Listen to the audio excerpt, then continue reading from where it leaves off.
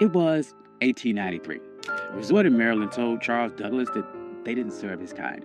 They thought by denying him a meal, they were putting him in his place. But he didn't argue. He didn't march. He walked down the beach, found the property line, and bought 40 acres right next door. He didn't ask for a seat at the table. He bought the ground the table was sitting on. This is the story of how Charles Douglas turned a restaurant rejection into the first black municipality in the state of Maryland.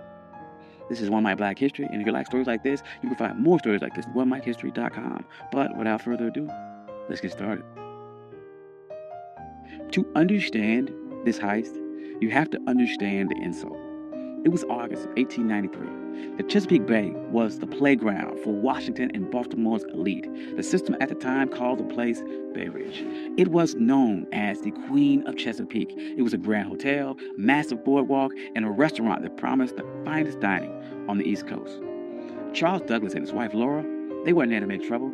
They were black autocracy. Charles was a high-ranking official at the Treasury Department. He was polished, he was wealthy, and he was a veteran. He walked into the restaurant at Bay Ridge and asked for a table. The waiter did not look at Charles' uniform. He didn't look at his credentials. He just looked at his skin color and said, "We don't serve your kind here." Now, this is the moment where the struggle would usually kick in. The textbook version of this story would tell you how sad Charles was. It would talk about the pain of segregation. But Charles Douglas didn't have time for that. He had a military mind. And he looked around the restaurant and saw white families eating. He saw the owners counting money. And he realized that their business was built on a territorial monopoly. They thought that they owned the prestige of the water. They thought by banning him, they were keeping the luxury for themselves. Charles walked out of that restaurant, but he did not leave the area. He walked down the beach, he crossed the property line, and he stood on the dirt right next to the people that insulted him. He was looking at a 40-acre tract known as Bashir's Farm. It was rugged, overgrown patch of coastline. To the owners of Bay Ridge, it was a waste of space. To the system, it was unimproved land. But to the Colonel, it was the high ground. Charles Douglas knew something the owners of Bay Ridge didn't. The system is only as strong as its borders. Bay Ridge was a fortress of whiteness, but the walls ended at the property line. If Charles could control the land right next to them, he didn't need their permission to exist. He could create a parallel world that Jim Crow laws of public accommodations could not touch. See, in 1893, separate but equal wasn't even legal doctrine yet. That would not happen for another 3 years with Plessy versus Ferguson. But the private property doctrine was already ironclad. The law of the land said that a man could do whatever he wanted with the dirt that he owned. Charles realized that public space was a trap. If you relied on the public to treat you fairly, you were a beggar. But if you owned the private, you were sovereign. So he went to the owner of the 40-acre farm, a man by the name of Daniel Bashirs. He didn't ask for a favor. He brought money. He offered him $5,000 cash. In 1893, that was an astronomical sum. It was roughly the equivalent of about $175,000 in today's money. But the strategic value was worth millions. Bashirs took the money. He signed the deed. And on that day, the Queen of Chesapeake lost its monopoly. Charles Douglas didn't just buy a farm. He bought the gateway to the bay. He went to the restaurant owners who refused him a sandwich, and he didn't say a word. He just started building. And the first thing Charles did wasn't build a resort for the masses. He built a fortress for his legacy. He built a home for his father, Frederick Douglass. He called it the Twin Oaks. But he didn't just build it anywhere. He positioned the home with military precision. Frederick Douglass had been enslaved on the eastern shore of Maryland. He looked across these same waters as a boy, dreaming of a world where he wasn't property. So Charles Douglas designed Twin Oaks so his father could sit on that property and look directly across the Chesapeake at the very shore where he was once owned. This was psychological warfare. It was a message to the system that you didn't lose a slave, you lost the entire coastline. Frederick Douglass never got to spend a full summer there because he died in 1895, but the receipt was still filled. The Douglass name was now etched into the land in the deeds of Maryland. But Charles was not done. He knew that one house was an anomaly, but an entire empire is a network. So he began subdividing the land, and he didn't sell it to just anyone. He targeted the sovereign class. He sold lots to black doctors, black lawyers, black engineers, black poets in D.C. and Baltimore. He created a neighborhood where the white-only signs of Bay Ridge were relevant.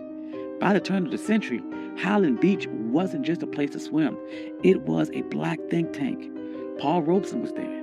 Langston Hughes was there. W.E.B. Du Bois was there. They weren't protesting segregation. They ignored it.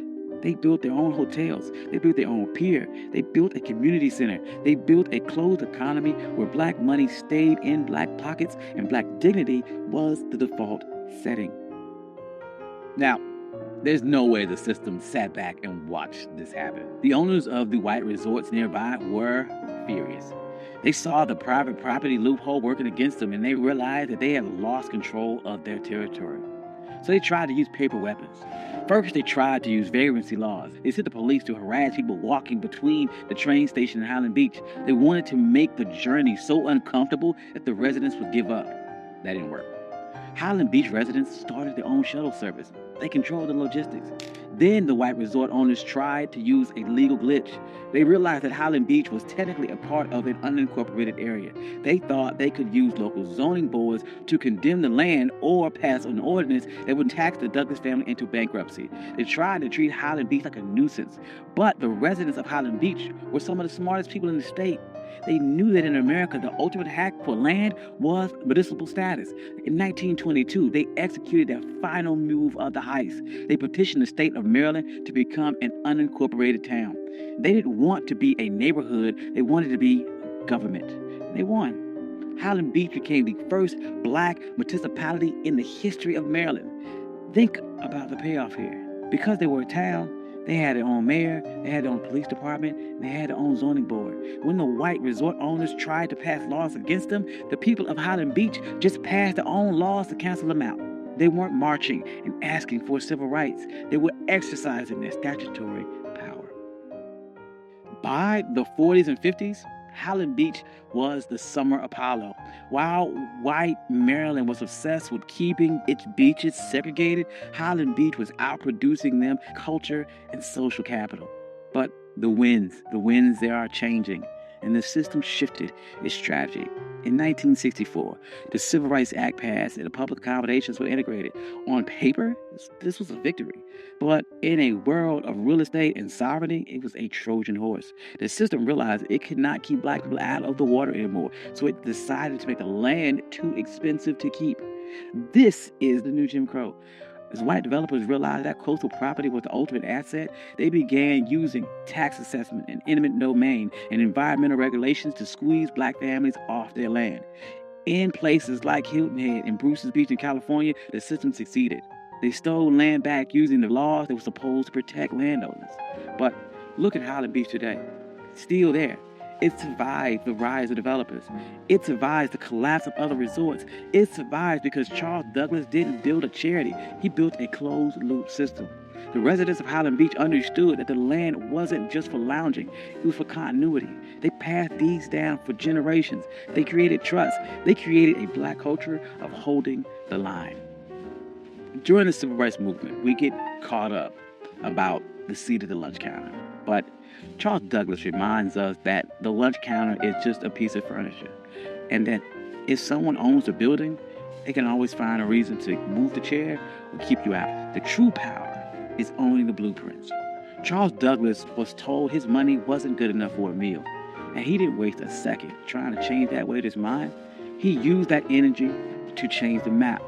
He proved that when the system closes the door, you can't keep knocking till your fists are bloody. You can buy the hallway. You can buy the entire building. You can buy the entire beach. You can buy the ground that it sits on. And today, Highland Beach stands as a reminder that we aren't just laborers in the American story. We are the engineers of our own exit. Thank you. This is One Mike Black History. I'm your host, Country Boy. If you like stories like this, you can find more stories like this at onemikehistory.com. Hope you enjoyed this. This is something different. I enjoyed this a lot. Trying to do, once again, more stories about agency, about pattern interrupts, people overcome, and how they took a system that was designed to keep you back and beat it and overcame or outsmarted that system. Hope you enjoyed that. I'd like to thank all my day ones. You guys are amazing. Thank you guys all for coming out. Like, financial contributors. Oh, yes. And if you don't see your name here, please reach out to me. I'll add your name. I'm sorry. I love you all. Peace.